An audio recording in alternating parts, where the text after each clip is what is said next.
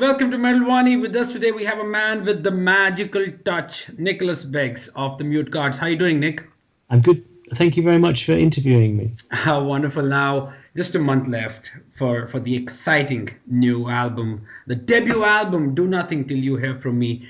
How is the excitement level in you keeping at it's like the debut album, which has to make an impact on your fans. So how are you feeling right now? Is it excitement, nervous? What's happening? Well, I'm happy with the record, and I feel that that's got to be the most important thing. Right. So therefore it's a bit like having a child. I have to release it into the world and let it find its way. Absolutely. And it may have its failings and it may have its quirks and its foibles, but I think it will have its charm also. That's amazing. And you have also released the title track, and there's a music video as well, and there's a 360-degree video also out, the two different versions which we found on the Inside Out. So how's been the response so far from the fans in terms of, they didn't know what to expect from Mute Gods, and when the single came out, there were a lot of different reactions. So what's been so far from you? I've heard a lot of very positive things. The journalists seem to like it as well, but until I read a review, I won't really know. Right. I think generally it's been a very warm reception, shall we say. That's good to hear. And about, before we actually talk about the music, it was more exciting for me to figure out how the Mute Gods came into the picture. I mean, was that something you were planning with Marco, since you guys been playing with Steven, or did that happen recently? Like, how did the band actually come into the picture? Well, it was very simple. There's a guy called Thomas Weber, who is the main guy at Inside Out Records. Okay. And he said to me, I needed to do something of my own because I was working with these many iconic artists like Steve Hackett and Stephen Wilson. Yes. And so he said, why don't you do something for yourself? Why don't you do your own record? And I figured, well, I've never done that before. It'd be interesting. So I wrote some material and he really liked it. So then I played it to Roger King and he liked it. And I played it to Marco Minnemann and he liked it. So I said, okay, well, look, I tell you what. You guys, you do your bits on it. You do some stuff. We'll see where it goes. And when it came back, it just sounded great. And I figured, okay, this could be a band situation. And it was really that simple. Wow. So basically, the songwriting is done by you in general, or have Marco and King added their own flavors in it? No, I've written the songs. Roger King is credited as co-writer on one song. And I've written most of the stuff myself. There's a few other guest writers on the album. Right. Like Ricky Wilde, Nick Virgilio. And your daughter? My daughter also. But most of the stuff I've written myself. That's amazing. And it's always a very difficult game, because a Somophore album can be the one that can make or break an artist. I mean, till the album Do Nothing Till You Hear From Me did exactly that. It had the diversity in it, which I was probably, I hadn't heard before in terms of exploring. And I got to give it to you for actually making sure that, you just explore as much as possible. So how has it been for you as a musician? You've been doing this for decades. How's it been to write an album which is latest, which feels like, yes, it's 2015, but still manage the progressive roots? I think there's a lot of pop in the record because I started off as a pop artist in the 80s. Right. And as much as I love progressive music and cut my teeth listening to that stuff, I had to train or focus as a pop artist to make my career in the beginning. And that runs pretty deep. So first of all, the melodies are very important. And then the message, you have to have a message. You can't just write a song unless you have something to say. Right. And I decided that if I was going to make this record, I better know what I had to say about this world and how I felt about it. And so I looked at the things that were really important for me and the things that made me angry, and the things that made me sad. And I don't think there's much happiness on the record yet. Maybe I'll get to happy for the next album. That's wonderful. Do tell us, sir, apart from the real events that really happen around us, and I also do assume that some of it is really reflected in the music of the Mute Gods, has there been any literature that has influenced the lyrical themes on the album? Directly, yes. Many. Lots of events have affected the lyrical content. In fact, you might say the lyrics are a direct response to what's going on in the world and what's been happening in my life. Semi-autobiographical and interrelationships, really. Those are the main themes. Since you're actually talking about the lyrical themes, could you tell us about how the album art and its relation to the lyrics and what has really influenced it? I found it really funny, the album art, and it has the same guy with the square face or the square mask, even in the title track's video. Could you tell us about that? What does it really reflect? I thought it's a very interesting or a rather abstract concept, but could you possibly shed some light on that for us? It appears allegorical, but it's actually a metaphor. It's to do with being shown who we are at this time in our existence. The idea that we can look into the face of something and it reflect us back accurately. And so we can look into the face of something and we can understand who we are. That's the idea. And I was hoping that maybe in the 21st century we may understand more about who we really are. But I don't think we do.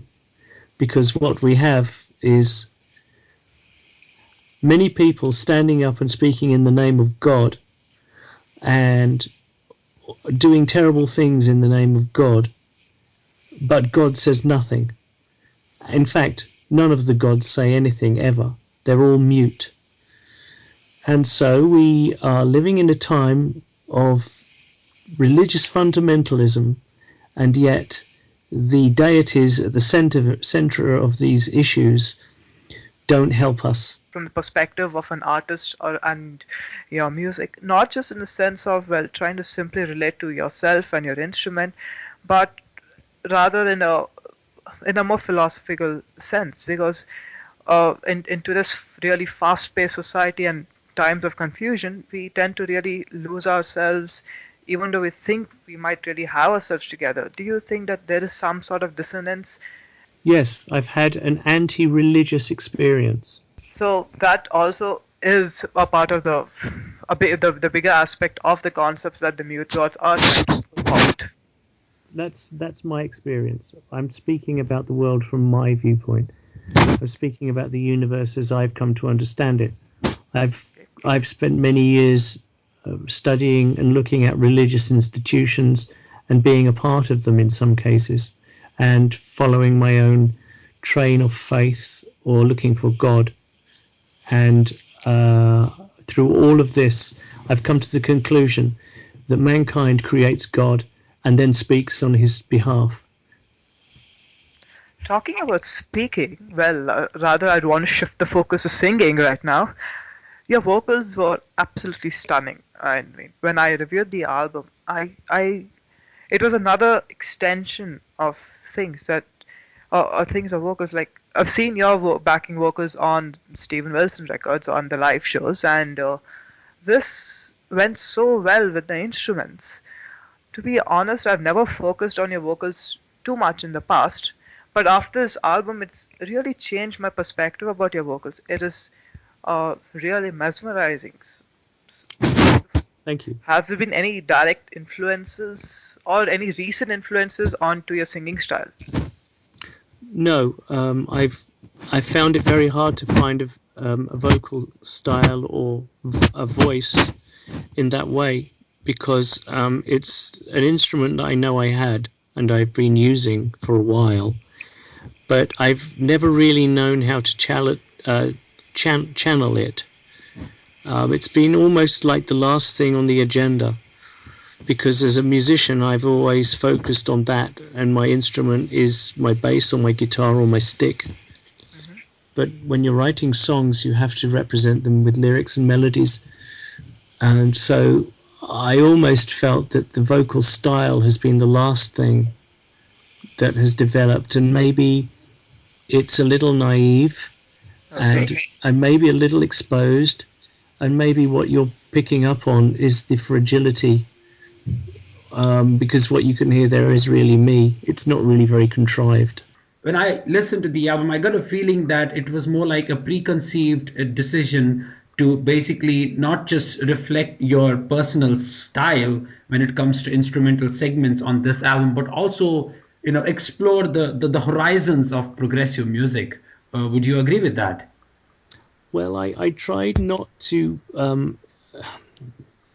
think too much about progressive music when I was making the record, because I felt that it would insult the audience.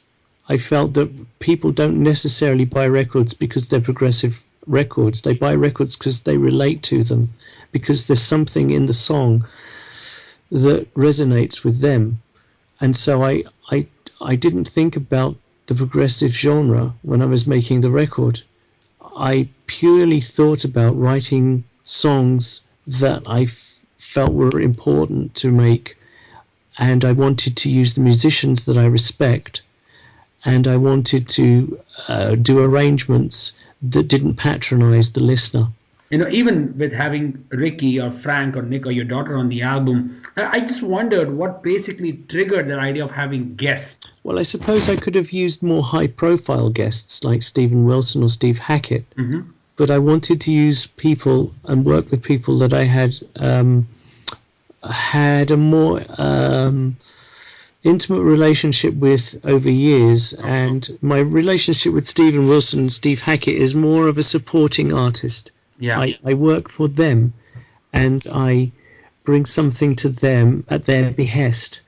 But with people like Frank Van Bogart from Fish on Friday, and my daughter, and Ricky Wilde, I had more of a sort of organic two-way relationship in terms of the constructions of songs in the past, and I felt that was a very important thing to try and capture on the record. That's cool. Obviously, with your daughter as well, it's like the emotions reflect on the track father-daughter, and I can totally understand that it's that sort of a musical vibe with obviously you doing it together, a duet, which reflects more of your personal touch. So do you think, for you as a father and as a musician, this track has more meaning to it than probably I, as a listener, could grasp? I think you're right. I think that particular piece is the most important track on the record. I left it to the end because I wanted it to be not overshadowed by anything else. And it was written about the breakdown of my first marriage, and about when I had to leave the matrimonial home. And I just wanted to apologize to my daughter in a song and tell her that I was really sorry things didn't turn out the way I wanted them to, but it didn't change how I felt about her and how important she was to me. And so I said to her, I've written the first and the third verse of this song. I want you to respond to me with the second verse. And when she wrote the second verse, it was very emotional. That was the risk I had to take, because it was a real visceral and guttural interchange between us. Right. I shall be watching, that's all I can say. But I have started writing the next album already. Wow. First one is yet to be released, and then Nick Becks has already written the second one. Like almost started writing the second one. Well, I wrote the first one 3 times. Oh, why did that? Well, did it change over the period of time? Maybe you realized that no, it can be better. Yeah, I wrote it 3 times and then put it in the bin twice. Oh my God! I just didn't think it was good enough. Before we conclude, Nick, how about you've explained it all, but let's say sum up the album in a sentence. The album is basically me giving my overview of the world. that's pretty broad stroke, though.